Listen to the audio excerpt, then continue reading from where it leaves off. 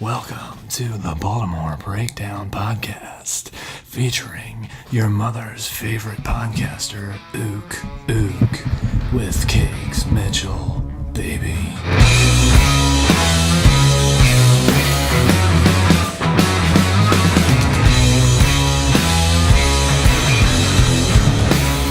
What is going on, guys? My name is Cakes Mitchell. And I'm Ooks. And together we are the Baltimore Breakdown. And the training camp just started. All of season, I guess, is officially over, right? Did training camp just start? Well, like the official training camp, right?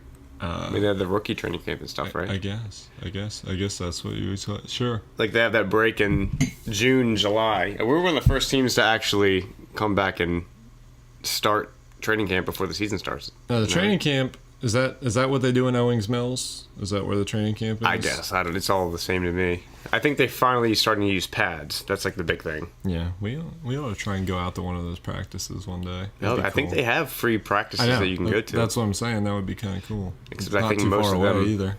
I think most of the ones that you can attend for free are on Saturdays, though, and they have weddings usually. So. Oh yeah. I guess speaking of that, how was your weekend, man? It was good, man. Stayed busy. Had a wedding. Where was that? Up in Jersey. So. That's a hike. It was quite a hike, about 3 hours, but it was cool. Did you see Paulie D out there? Yeah, he came through. He was actually the DJ for the wedding. Did he drop some hot bars on the DJ booth, man? Nah, he didn't do that, but I got an autograph from him, so it was pretty cool. He said he wanted to come on the podcast next week. I'm sure that's just what he wants to do, man. I'm sure that's just what he wants to do. Anyway, I got to go out to... I worked on Saturday because the grind doesn't stop. # broke life. # student debt owns my life. But on Sunday, got to go out. One of my buddies had some extra tickets to the Futures All-Star game and the Celebrity Softball game in Washington, D.C. So that was a cool experience in the sense, I mean, the game was really good, actually. The Futures All-Star game, for anyone who watches, follows baseball or All-Star Week, there was like 8 or 9 home runs. It was, you ever play MLB Slugfest growing up as a kid where everything's a home run? Uh-huh. It was like that. Wasn't Bill Nye the science guy there? Bill Nye was there, dude. Bill Nye got the loudest pop out of anyone. You have Shaquille O'Neal out there. You've got Jamie Foxx.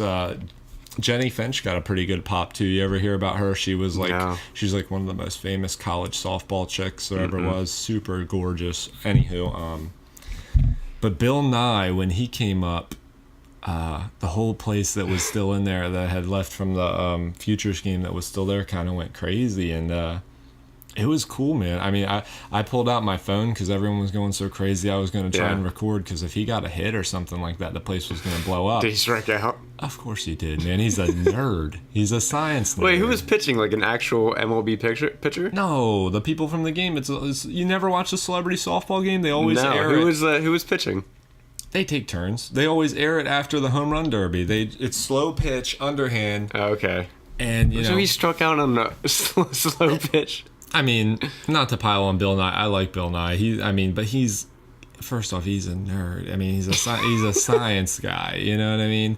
That doesn't exist. He's the science guy. He's not a science guy. Yeah, that's fair to say. Bill Nye, he's the man. He's the man. But he's also like 70, man. I mean, is he really that old? He's got to be up there. I feel like he was 70 when he had the show on TV when I was little. Yeah, he doesn't look like he's aged that much since then, honestly. If you look at it from how I remember him on his TV show.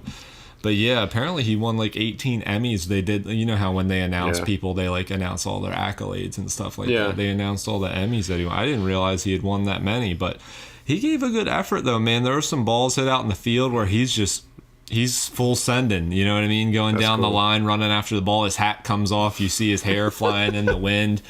So I was interested to see how he was going to move around out there. I didn't want him to hurt himself or anything. But they had him. They had Wale. I said Jamie Foxx. They had the guy from HQ Trivia, the host of HQ Trivia game. Yeah. He was out there.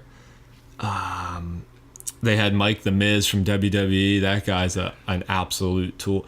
Well, I don't know if he is a tool bag, but he plays his character of a tool bag very well. Yeah. I know that's his gimmick. I know that's kind of what he does, is like try and be a tool bag. Kind of like Ronnie from Jersey Shore. He's a little bit worse, man. He plays like this super arrogant kind of guy, and that's his shtick or whatever. Yeah. So he might be a good guy behind the scenes, but he's really good at playing a guy that you want to root against. So he was saying some things I don't remember. He's like, "Oh, I'm the Miz, everybody loves me," and all this stuff, and we're all just like, "Okay, man, like, let's just." It's all an act, though. Yeah, I mean that's why he works for WWE. Yeah. But anywho, yeah, so that was all right, and then back to the grindstone. Just got off the 9 to 5. Yeah. Came over here to knock out this podcast. What are we on, episode 5? This is 4. 4? Episode 4. Episode 4. Okay, we're almost halfway to the big 1-0. And hopefully by the time the season starts, we'll be all polished up and ready to go for the season. Yeah, I think we'll be all right. We'll be all right if we get anybody that cares or listens, I guess. I mean, we're getting a little bit of viewer. I think we're up to like 70 listens, which is with no promotion. That's not bad. That's 70 more than I thought, man. I thought we were just going to be talking to ourselves here, so works for me. Anyway, but what do we got, Cakes? Well, let's go on to the first topic, and there's been some like rumors and stuff going around. There's an article on BaltimoreRavens.com that was kind of like around the idea of, is Matt Judon gonna not replace but perform better than Terrell Suggs this year? Yeah. So what do you think? Do you think he's gonna perform better or worse? Do I think he's gonna perform better or worse? And I guess adding on to that, do you think that he is the long-term replacement to Suggs when Suggs eventually goes? I mean, I hope he is. I think he has to be. I mean, who else do we have to be that for an outside pass rusher? The only other one is maybe Zadarius Smith, but he didn't perform that great. Yeah, I mean, I think he kind of has to be the long-term answer, at least at this point, unless we were to draft somebody next year, which, I mean, is very possible. We like drafting a lot of linebackers. And you've got Cameron Correa coming, switching from inside to outside, too. Yeah, and they said he looked really good in training camp, too, so far with the outside switch. So, I guess to address the first question, I guess regards to this season, if he'll outperform Suggs, it's tough because conventional wisdom tells you, the older you get, it doesn't help you in terms of athletic performance. But with what Suggs had done last year, man, he had one of his best seasons last year in recent memory. I mean, ever since maybe his Defensive Player of the Year season. Yeah, I mean, he played really well last year, and I don't know if he found a secret or if it was just an aberration. If he found like a way for him to sustain that, or if he changed something. I feel like that's something that kind of went a little bit under-highlighted into asking, getting Suggs in front of the cameras and asking him, hey, what did you change? What's the difference in your performance this year? Because I don't think we really heard a lot about that. But Terrell Suggs, I mean, is a Hall of Famer, in my opinion. I think so.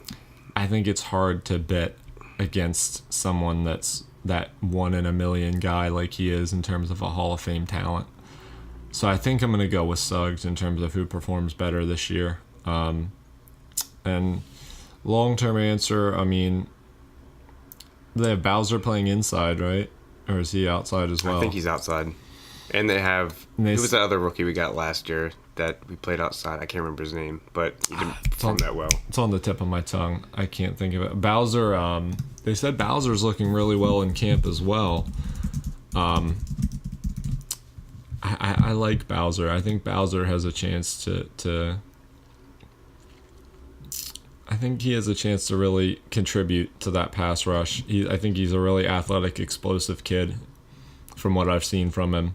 Tim Williams is the name of that linebacker from Alabama. That's not who I was thinking. Was that last year or this year? Yeah, that was last year. We took him. He was like mainly a pass rusher, but he really didn't perform that well. Yeah. So, I mean, we've got some guys that are young and in place 2017. that have the chance to, have the opportunity. And I guess it's all about who is going to perform the best and who wants it and who's willing to kind of put in that work. So, I think that's a good situation. We have that many young guys around a veteran like Terrell Suggs that they can watch him and learn from him and hopefully pick up. I mean, imagine if all of them panned out. Imagine that if we had 3 or 4 pass rushers. Be a good problem to have. Just stud pass rushers we could rotate in and out, kind of like the 2008 New York Giants. Mm-hmm. That would be something special. So yeah, I mean, I think even though conventional wisdom says that, the younger guy is going to be the more explosive and dynamic, I think I have to rely on that 1 in a million talent that is Terrell Suggs for this season at least. Gotcha. Yeah, I actually think Matt Judon's going to outperform Suggs this year because I think up until last season, Suggs has always been like great, like you said, Hall of Fame talent. But I think last year might have been him like overstretching himself to perform really, really well, and I think he might actually digress from this season because I think the amount of effort that he put into last season might actually like strain him going into this season. And reports so far have said that he's been performing really well in training camp and everything like that. So that's a good sign, but it's also extremely early. So Matt Judon, very promising. Really, really like that. So I think they may even put Suggs less and less into the starting lineup. Maybe putting him not every 4 downs, but like take him out of first down situations or something like that. Because you have plenty of other leaders on the defense and Eric Weddle and CJ Mosley to be able to carry that leadership. So I think Matt Judon is definitely going to step up this year, perform extremely well because I think they're kind of relying on him because, like it said in the article that I read, Suggs hasn't really had his go-to guy since Dumerville left. So I don't know. Suggs always seems to play well bouncing off of someone else, and he didn't really have that guy last year. I mean, Judon definitely played well. Zadarius Smith was decent, but it was mainly relied on Suggs to be that pass rushing talent. So I think Matt Judon is definitely going to take that lead this year, and I think he's actually going to outperform Suggs in the terms of I think Suggs might have overstretched himself a little bit last year, so it's hard for me to say, especially with the age and everything like that. And then Matt Judon just being so young and explosive, like you said. So my bet is going to be on Matt Judon. And talking to the second point of whether he's a long-term replacement, I mean, I like what you said. I think he has to be. We have no one else on the roster that really jumps out at us right now. So, and then Matt Judon has that kind of personality that Suggs has, that loud, rambunctious kind of attitude. So I think he fits that mold really well too. So yeah, I mean, conventional wisdom would suggest to go with the younger guy. So I can't necessarily argue that. So I don't know. Especially because I think this will be his 3rd year. So I think he's finally used to the defense. And then since Dean Pease left, the kind of and who's the new defensive coordinator? What's his name? I don't know. Probably should know that, but I don't know. He was the linebackers coach last year. I definitely should know that. I should too. I mean, Don Wink Martindale. We should definitely never think about starting a Ravens podcast. We got to know that kind of thing if we're going to start one of those. So yeah, I mean, definitely don't start. If you ever were thinking about starting like a Ravens podcast or like some sort of like breakdown of like Ravens stuff, we should. Yeah, like if we were to break down Baltimore sports, don't do that for sure. Don't. That's 100%. That's a bad move at this point. We need to up our knowledge. Knowledge. It's like some Ty Lopez stuff. What? You know Ty Lopez? Oh. Knowledge. Next thing. I found. But yeah, I think Judon's going to be that guy. I found something really cool here. This wasn't planned for us to talk about this, but I just wanted to bring it up, and I just wanted to get Cake's thoughts about it too. Yeah. So NFL insiders, SportsCenter posted this. 43 of their insiders voted, here's the best starting roster under the age of 25. And I just looking at that, I was thinking to myself how this roster would fare if they were an actual team in the league. It's kind of a cool thing to think about. So quarterback, they have Deshaun Watson.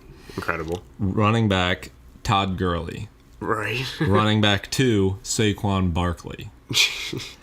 Wide receiver 1, Stephon Diggs. Already making the playoffs right there. Wide receiver 2, Tyreek Hill. Tight end, Evan Engram. All right. Offensive tackles, Jack Conklin and Ryan Ramczyk. All right. Guards, Quentin Nelson, Andres Pete. Center, Pat Elflein. D tackles, Leonard Williams and Sheldon Rankins. Like, this is... Defensive ends, Joey Bosa and Myles Garrett. Jeez. Linebackers, Miles Jack, Deion Jones, Reuben Foster. Right. DBs, Marshawn Lattimore and Jalen fricking Ramsey. Yeah, that's... Safeties, Landon fricking Collins and Jamal Adams. I think, looking at when I saw that I think if they were a team, they'd win the Super Bowl. 100% they win the There's Super Bowl. so much talent. There's no way that you not on win that the Super team. Bowl. There's no way. They might win like 14 games if they... That is a stacked team. I honestly can't see who they lose against. Imagine having that team in Madden for a franchise. I know you like to play franchise and play against the computer to boost your ego. You know what Makes I mean? me feel great. So this guy, side note, this guy will sit there. I'll pull on my PlayStation and I'll just see him playing versus franchise like 48-3, and I just try and invite him to party. They're like, "What are you doing?" He's like, "I'm playing my franchise, man." I'm like, "Well, why would you want to just beat up on a computer? Because Why not Uka were invite me to a challenge?" game, like a friendly Madden game, and then of course every time we do draft champions or whatever the Draft champs, yeah. draft champs, They changed it to Mutt drafts now, but it was initially draft champions. so every time that we play that, for whatever reason, every single time he has, I think I've said this before, Michael Vick and Marshawn Lynch, and as soon as I see that, I just hide offline and don't play him for the rest of the night. He just plays against the computer. He'll do that, or he'll go into head-to-head. And I like doing the thing where he'll go into head-to-head matches because that's where like the little 8-year-old kids play, and he'll go in that and beat up on them to boost his ego. He never wants to face a real challenge. He won't play all. He won't. Not only I'm not saying face a real challenge. You play competitively. I don't I'm even not know saying what I'm just doing. me, but you won't even play Ultimate Team. You'll go on franchise and then play head-to-head against little 8-year-old I like kids. playing with the actual roster. I don't know. It's more fun that way for me. I think building a team like this or something like that would be a lot more fun. Imagine if you had an ultimate team with all these cats. Moving on to the next subject. Hold on, I got one more thing here. This actually transitions into our next subject, I believe, doesn't it? Top 20. No, okay, we'll save this. We'll go to top 20, and then I've got a transition. All right, guys. So the next topic here is who puts this? Baltimore Ravens. Yeah, the Baltimore Ravens website. So they put the top 20 standouts in training camp. And we went through the list. We're not going to name them all here, but we're just going to pick our favorite 3 of who we feel is the most crucial to our team's success this upcoming season. So a couple. Alex Collins was one for me out of one of the 20 standouts from the offseason so far. And I've already kind of talked about in one of the past episodes why I think he's going to be so crucial to the team's success. I think we're at our best when we're balanced, when we have a balanced offense, because having that ability to hand the ball off 20 times or so a game to a running back allows us to play that kind of style of football that the Ravens have always been the best at playing, which is, tough-nosed physical football. And I think having a good balance between that and having a deep vertical passing game has been when we've been at our best, when we've had a deep threat. So I won't touch on that too much since I've already kind of delved into that in one of the past episodes with regards to Alex Collins and the role that he plays. I think he has the potential to be a Pro Bowl player this year and have a really big impact on the team. And I think he needs to for us to have that success because of the strength of our division that I think that we're going to have this year. Another one is Lamar Jackson. He's one of the top 20 standouts as well. They had mentioned that he's going to have roles in the offense, whether he's the starting quarterback or not, just because of his athleticism and his ability. So I think that element, just to even make teams have to game plan or something for something like that, is a big deal. And I also think he's going to play a role because I believe Flacco is probably going to crumble under the pressure of having competition for the first time in his career. And I think that Lamar Jackson is going to be the future, and he's going to have to take us and perform. I'm going to bite my tongue on this one and let you continue. Don't do that. If you bite through your tongue, you die and you bleed out. So don't do that. Anyway, but yeah, I think Jackson, he's the future. He's going to kick Flacco out of the way and take over the team this year. He's going to be the real alpha dog. You think he's going to take the starting job this year? I think at some point Flacco's, let's just call it what it is, piss poor regular season play is going to just, the fans are going to start chanting for Lamar. And he's going to put him in, and he's going to be a spark plug. He's going to give us a spark, and so he's going to push us to the chances playoffs. That percentage-wise, if you had to put a number on it, and I know you're just like spitballing here, but if you had to put a number on the percentage that you think Lamar Jackson will take the starting job this year. I'd say 60%, 60, 65.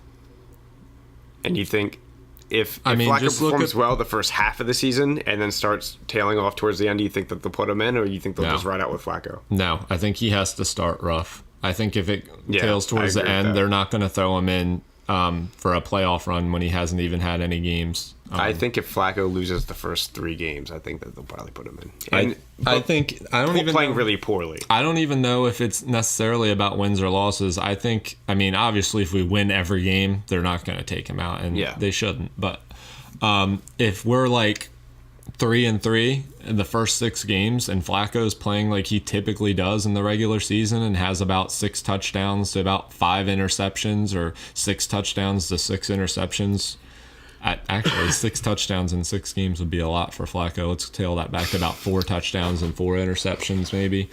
I think they're going to make that switch because I think there's going to be pressure from the fans. I think a lot of the fans feel like I do, and they're ready to move on from Flacco, and they're tired of him sucking up all our money. I just don't think Jackson will be ready to take over a role. I think he needs a redshirt year. I know a lot of quarterbacks don't, but he's a Heisman winning guy. He's used to dealing with being the man. He's used to that. But I think in college you rely a lot more on scrambling out of the pocket and things, where Lamar Jackson would kind of have to transition into more of a pocket passer this year, and that's a learning curve. I don't know that he would though, because I mean, look at we have guys in the league that are successful like that. I mean, look at Aaron Rodgers, Russell Wilson, Cam Newton. All these guys use their athletic ability. But even on a lot of those basis. people, with the exception of I guess Russell Wilson, kind of have transitioned into a pocket passer. I mean, Cam Newton sits in the pocket a lot more than when he first got into the league. Yeah, but they still use their athletic ability. Yeah, but that's more of a last resort in the pocket. That's more of a last resort if like pocket breaks down. I mean, I don't know. I think Aaron Rodgers uses his mobility quite a bit. I think Cam Newton does too. But Aaron Rodgers is one of the best quarterbacks to play the game. I don't know about that. I think you'd even agree he's in the top 20 to all play. Time. Yeah. Well, he's up there. I personally think he's very high on my list. But winning 1 Super Bowl and choking in multiple playoff games, I don't know. Top 20. There's a lot of good quarterbacks. But he's up there. What I'm saying, you'd say he's a very good quarterback. He's above average. Okay. Anyway, I think a lot of these a lot of these scramble quarterbacks have transitioned into being a pocket passer because either they got injured or it's just like part of the game where like it's more of a downfield throwing league than it is scrambling. And I think a lot of these quarterbacks like Cam Newton and everything, their ability to scramble out of the pocket is definitely important if the pocket collapses and the play goes on too long. But I think in college, where if they would have a play or a bunch of plays designed for them to run, it's not so much that as them having a passing play and it breaking down. I don't know. We'll see. I don't know. I'll move on to your last guy. Don't tell me what to do. Sorry, Dad. Yeah. So, yeah, pretend you didn't hear that. The last guy. I promise he's not my dad. Terrell Suggs. Don't send me on Maury. Terrell Suggs, I think is gonna be. I think Sizzle is gonna have. I think his role is going to be really crucial to our success, especially with the like kind of Cakes alluded to, Judon coming into his 3rd year. I think him having another good season and really kind of setting the tone and pushing these young guys is going to be big. I think he needs to have one more good year before these young guys are ready to kind of take their step to the next level and be that leader, because he has to be that leader for us at this point. I mean, since Ray Lewis left, Terrell Suggs is pretty much the de facto leader, wouldn't you say? Yeah, 100%. I think he's probably the locker room leader, along with maybe a couple guys that are secondary, like Eric Weddle. That's what I was going to say. Marshall Yanda, couple secondary leaders. So I think he has to be, I think as the leader, he has to perform well. I think that really helps. This fly in my eye. the team success cakes, you gotta clean your house, man. What is going on here? Sorry, just free rent. Flies everywhere. It's like Lord of Flies. You guys ever see that movie? It was a book.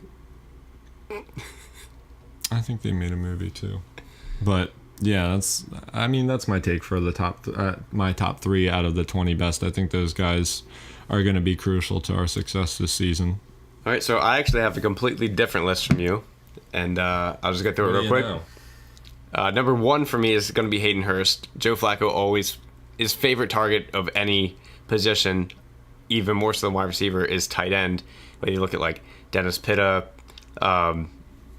Max Williams, but he didn't really perform that well. Todd Heap, his favorite target is a tight end, even Benjamin Watson. So having a really good young tight end on the team like Hayden Hurst, I think is crucial for him because Max Williams didn't perform that well. Benjamin Watson's going back to the Saints, so he doesn't have him this year. And who was Nick Boyle is the other one. I mean, he was all right, but I think having Hayden Hurst on the team is going to be probably Flacco's most targeted player this season. I think he's going to have the most catches of any receiver on the team. Number 2 for me is going to be Patrick Owansor, or Peanut, who is the inside linebacker next to C.J. Mosley.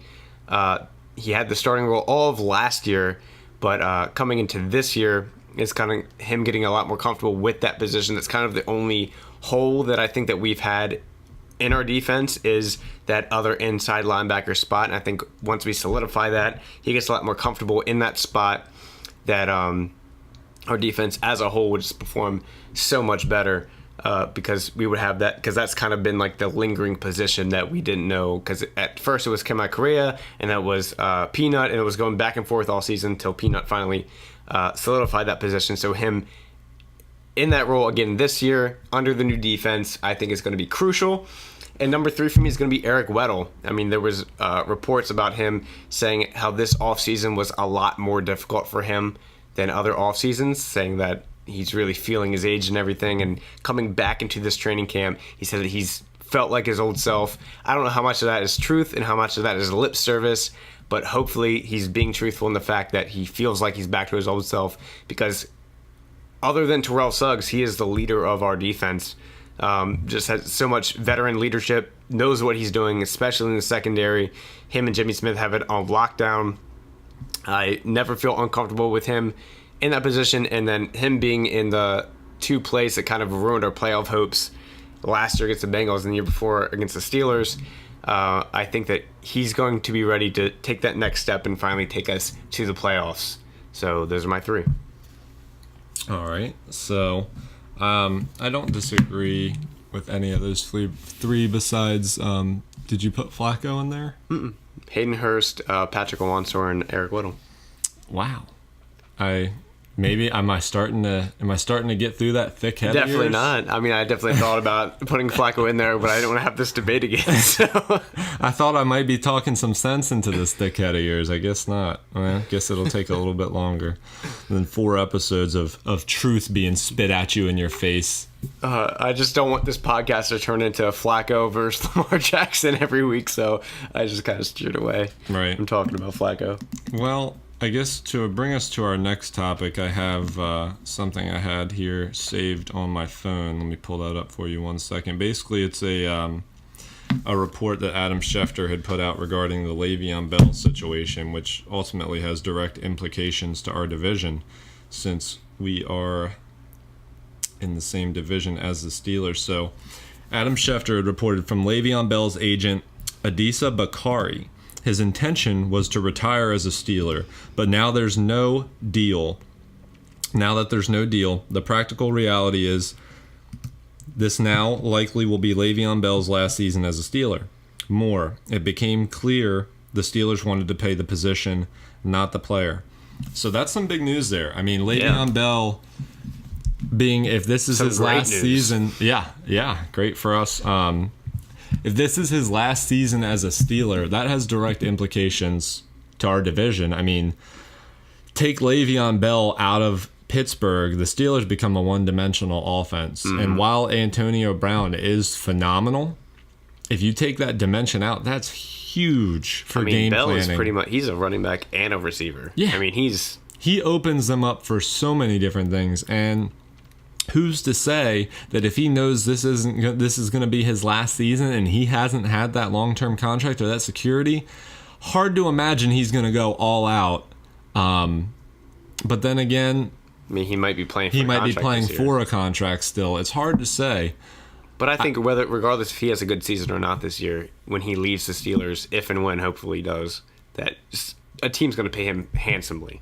I mean, there's plenty of teams that would want him as a running back. I mean, what's he, like 26 or 27? He's still got probably a solid 2 or 3 years left before he starts declining.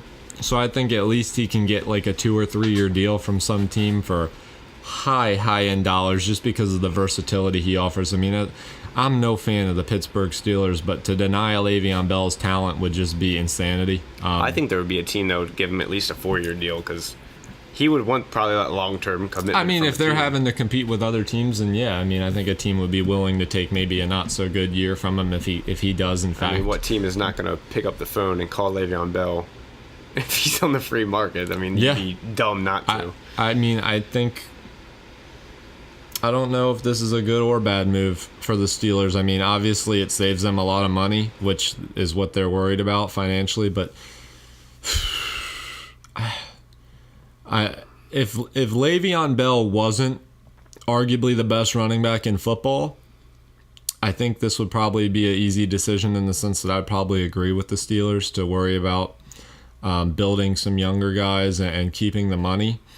But when you have a talent like that, like him and an Ezekiel Elliott and maybe a David Johnson, you got to consider paying those guys because those guys just don't come around much. Unless they're really banking on the fact that Le'Veon's going to start tailing off here because he's getting not up there in age, but like you said, he's like, what, 27? 26 or 27, I feel like. I'm not sure. Look it up real quick. I think he's around 26 or 27. Let's see here. 26. I mean, he's got, if he sticks to the standard, he's got about 3 or 4 more good years left. Yeah. And I think 1 or 2 of those could still be MVP like seasons, honestly. But yeah, I think I'm gonna have to say it's a bad move on the Steelers' part, and I know that's easy to say. In the heat of the moment, in the heat of this news, it's easy to be like, oh, they're stupid, they should pay him. But I think that's the case just because of how elite of a talent he is. I mean, it's one thing to be a Pro Bowler. It's one thing to be arguably the best in the league at your position. Mm-hmm. Yeah, I agree with you. I'm going to kind of echo what you said. I mean, I think he is an unbelievable talent.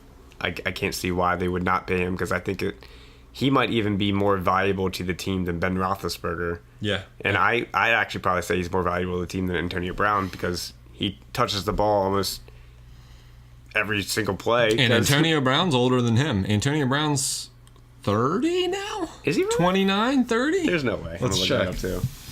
But yeah, Le'Veon Bell touches the ball more than anyone else except for Ben Roethlisberger during the game in the center, obviously. But let me look this up. Antonio Brown age 30. Wow, I didn't know he was that old. He's old. I thought he was like 26, 27. No.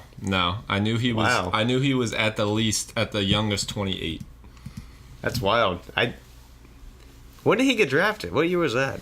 He's been around for a while because remember back in the day. Did he have like a breakout year? His like 3rd or 4th year or something like that? No, because they got rid of Mike Wallace. Remember back in the day? Oh, yeah. Or, no, not Mike Wallace and Emmanuel Sanders. So the Steelers have had great receivers for like the last 10 years. They've been drafting really well. So kind of like how they have now. They had like Juju, Martavius Bryant. They had a really good core of young receivers. They had that same situation about 6 or 7 years ago. They had Mike Wallace, they had Emmanuel Sanders, and they had Antonio Brown.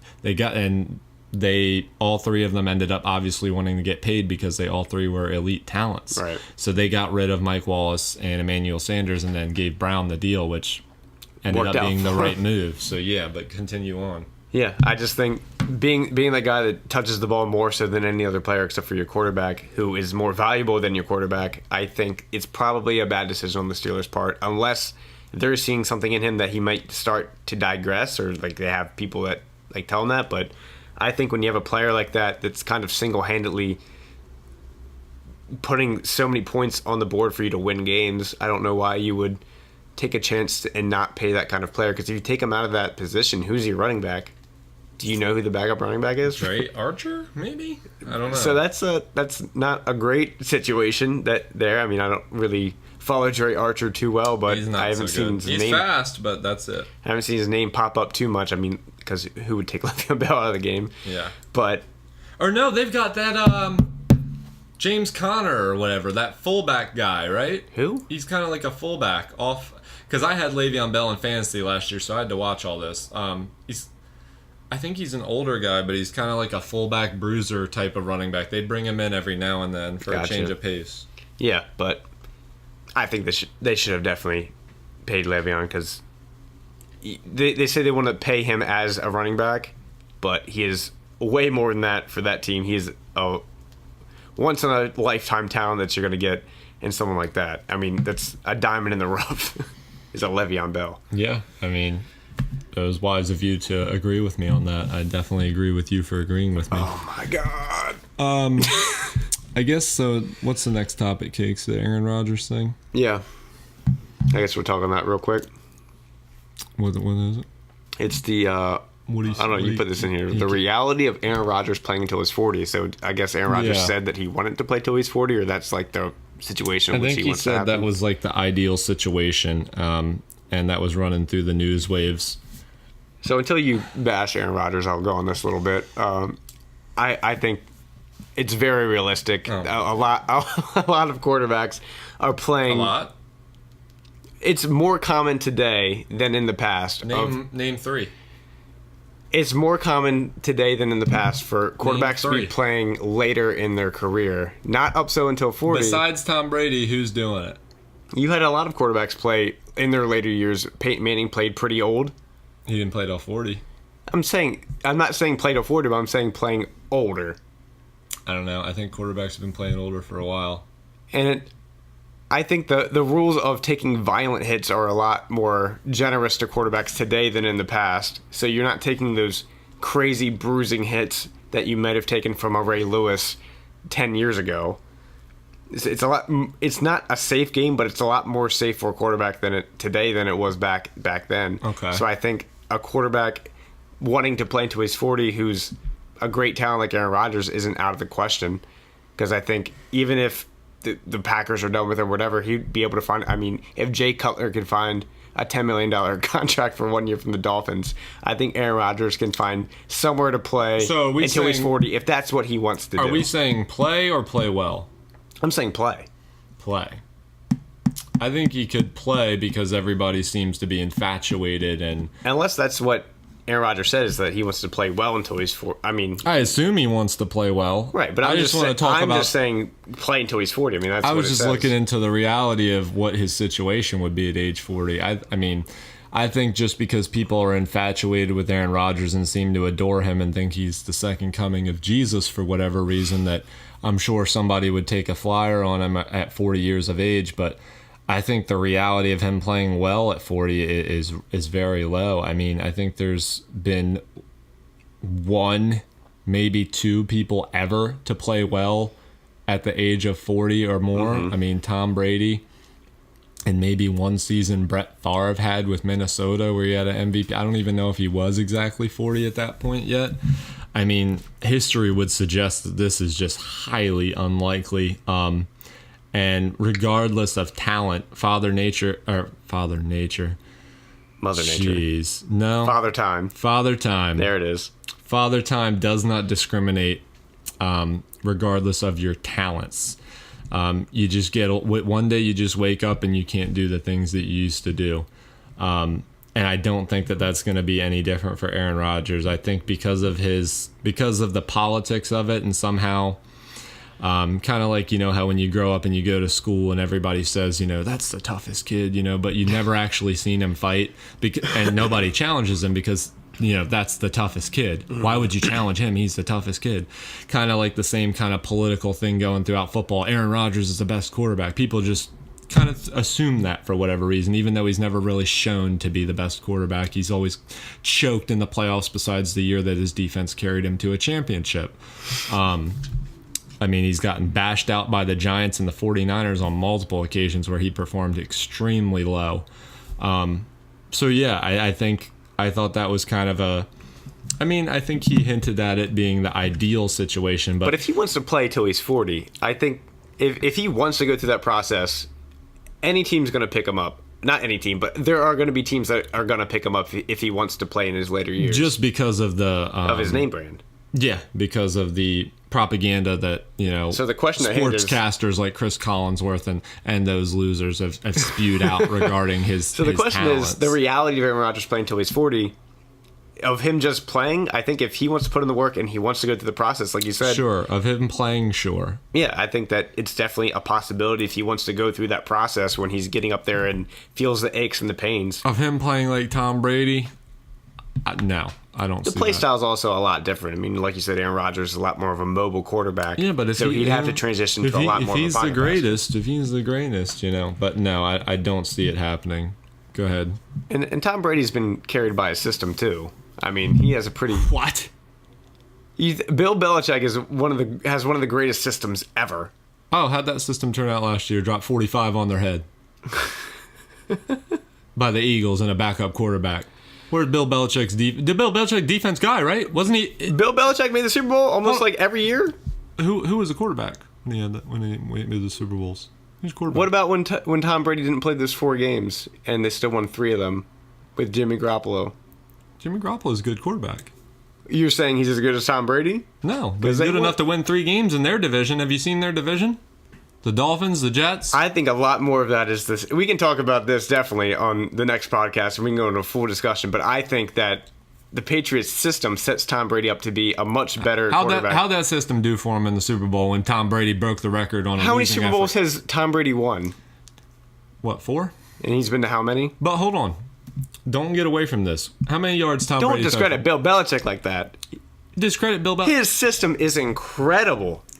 Bill Belichick has been riding the coattails of Tom Brady. Oh my! He got bounced out of Cleveland like it was no one's business because he couldn't win a game, and he falls into.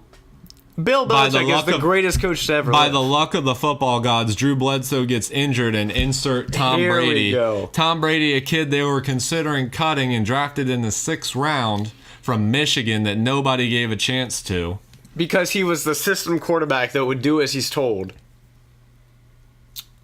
I think Bill Belichick. Please, Bill, let me play. I'll do whatever you want. Got blessed by the football gods that Drew Bledsoe got hurt. I think Tom Brady is obviously a great quarterback, but I think the system carries him a lot more than what people will give him credit for. Have you seen some of the receivers and weapons they've given to Tom Brady over the years? Because Bill Belichick can scheme these receivers to get open. Good Lord. Bill Belichick's not an offensive guy. He's a defensive guy. And in the Super Bowl last year, Philadelphia and Nick Foles dropped 55 or 45 on his freaking head. I mean, what do you want to do? Bill Belichick is supposed to be the defensive genius, the mastermind, and they ran him off the damn field. I disagree. You can disagree all you want. The numbers don't lie. It's reality. You can sit here and say that you're in your little safe space and live in a freaking bubble, but that doesn't change the fact that I'm here spitting truth right in your face. I'm about to pop your bubble because Bill Belichick is the greatest coach to have ever lived. That's a hard stretch. I think there's a case for Bill Belichick to be top 20. What? Top 20? Bro. Tom Brady is the greatest quarterback that has ever lived.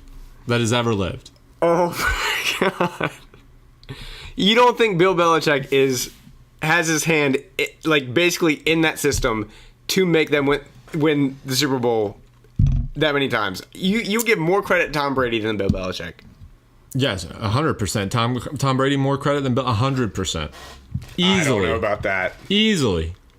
I don't know about that. Easily.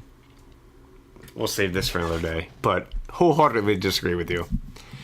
So let's move on. You can disagree with reality all you want. It doesn't change it. We're going to do final takes, but I don't really have one, and we're kind of running over time here. Let's wrap this thing up, doggy. All right, guys. So that's going to do it for us today on the Baltimore Breakdown. Of course, my name is Cakes Mitchell. You can follow me on all social media platforms, just at Cakes Mitchell. Tweet at me, say what's up. Go Ravens. Yeah, and I'm Ooks. You can follow me at Ooks Streams. You can give me any suggestions for the podcast, any questions you have, anything like that. And you can follow me on YouTube at Ooks. I haven't really been posting, but maybe at some point I will. So thanks so much, guys. This is the Baltimore Breakdown. That's your cue. That's my cue. Every time I do something, you tell me we're not doing that. So why don't you give it a try?